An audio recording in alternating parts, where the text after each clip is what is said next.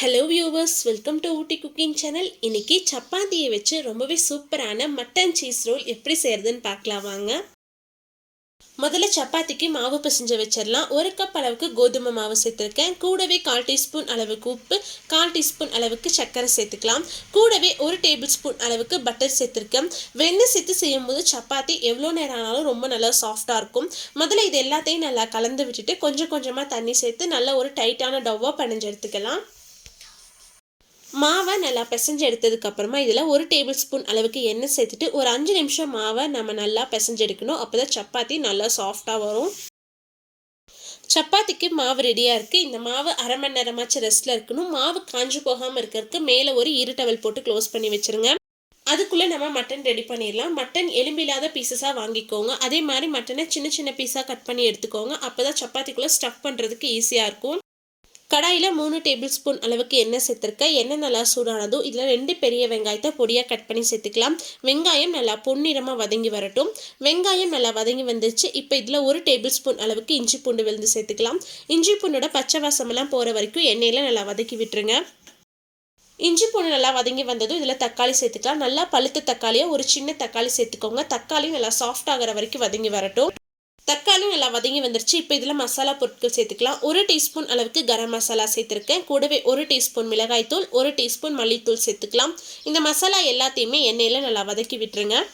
மசாலா எல்லாம் நல்லா வதங்கி வந்ததும் இதில் மட்டன் சேர்த்துக்கலாம். கூடவே தேவையான அளவு உப்பு சேர்த்துட்டு இந்த மசாலாவோட மட்டனை ஒரு 5 நிமிஷம் நல்லா வதக்கி விட்டுருங்க.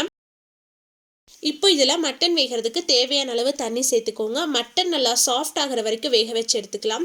தேவைப்பட்டால் மட்டனை குக்கரில் சேர்த்து ஒரு 2-3 விசில் விட்டு எடுத்திங்கன்னா மட்டன் நல்லா சாஃப்டாக வெந்து வந்துடும். மட்டன் எல்லாம் நல்லா வெந்து வந்துருச்சு. ஆனால் கொஞ்சம் கிரேவியாக இருக்குது. இது நல்லா ட்ரை ஆகி வர வரைக்கும் நாம் ரோஸ்ட் பண்ணி எடுத்துக்கலாம். மட்டன் இந்த அளவுக்கு நல்லா திக்கான கன்சிஸ்டன்சியில் வந்ததுக்கப்புறமா நம்ம அடுப்பு ஆஃப் பண்ணிடலாம். இந்த அளவுக்கு திக்காக இருந்தால் தான் நம்மளால் சப்பாத்திக்குள்ளே வச்சு மட்டனை ரோல் பண்ண முடியும். சப்பாத்திக்கு நம்ம பிசைஞ்சு வச்ச மாவு ரெடியாக இருக்குது. இந்த மாவை இன்னொரு தடவை நல்லா அழுத்தம் கொடுத்து பிசைஞ்சு விட்டுட்டு மாவை ஒரு மீடியம் சைஸ் உருண்டைகளாக உருட்டி எடுத்துக்கலாம். லைட்டாக கோதுமை மாவு சேர்த்துட்டு மாவை நல்லா மெலிசாக விரிச்சு எடுத்துக்கோங்க.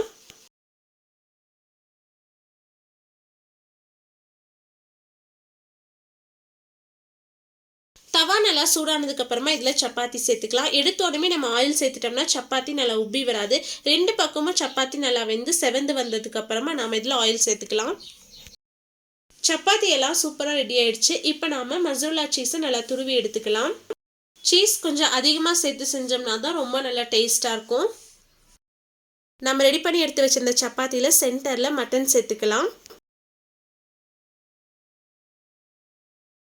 மட்டனுக்கு மேலே கொஞ்சம் அதிகமாக ஆனியன் சேர்த்துக்கோங்க. ஆனியன் அதிகமாக சேர்த்தோம்னா தான் ரொம்ப நல்லா டேஸ்ட்டாக இருக்கும். ஆனியனுக்கு மேலே நாம் மசாலா சீஸ் சேர்த்துக்கலாம்.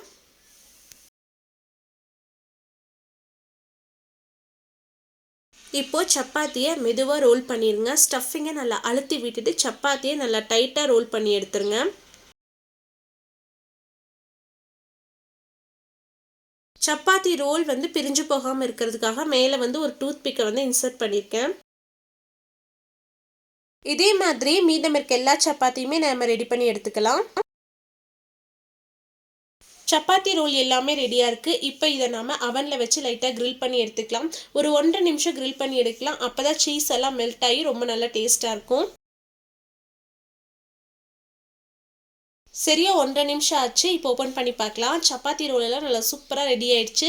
சீஸ் எல்லாம் நல்லா மெல்ட் ஆகி பார்க்கறதுக்கே ரொம்பவே சூப்பராக இருக்குது. அவ்வளோதான், ரொம்பவே சூப்பரான டேஸ்ட்டில் நல்லா எம்மியான சப்பாத்தி மட்டன் ரோல் ரெடி ஆயிடுச்சு. ரொம்பவே ஈஸியாக ரொம்ப குயிக்காக செய்யக்கூடிய ஒரு ரெசிபி தான். பாருங்கள், சீஸ் எல்லாம் நல்லா மெல்ட் ஆகி எந்த அளவுக்கு நல்லா சூப்பராக வந்திருக்குன்னு. இந்த மாதிரி செஞ்சு கொடுக்கும்போது குழந்தைங்க நல்லா விரும்பி சாப்பிடுவாங்க. ரொம்பவே சூப்பரான டேஸ்ட்டில் மட்டன் சீஸ் ரோல் ரெடி ஆயிடுச்சு. கண்டிப்பாக நீங்களும் உங்கள் வீட்டில் செஞ்சு பார்த்துட்டு எப்படி இருந்துச்சுன்னு மறக்காமல் கமெண்ட்ஸில் சொல்லுங்கள். உங்களுக்கு இந்த வீடியோ பிடிச்சிருந்தா லைக் பண்ணுங்கள், ஷேர் பண்ணுங்கள். மறக்காமல் ஊட்டி குக்கிங் சேனலுக்கு சப்ஸ்கிரைப் பண்ணுங்கள். மீண்டும் அடுத்த ஒரு ரெசிபியில் சந்திப்போம். Bye, see you soon.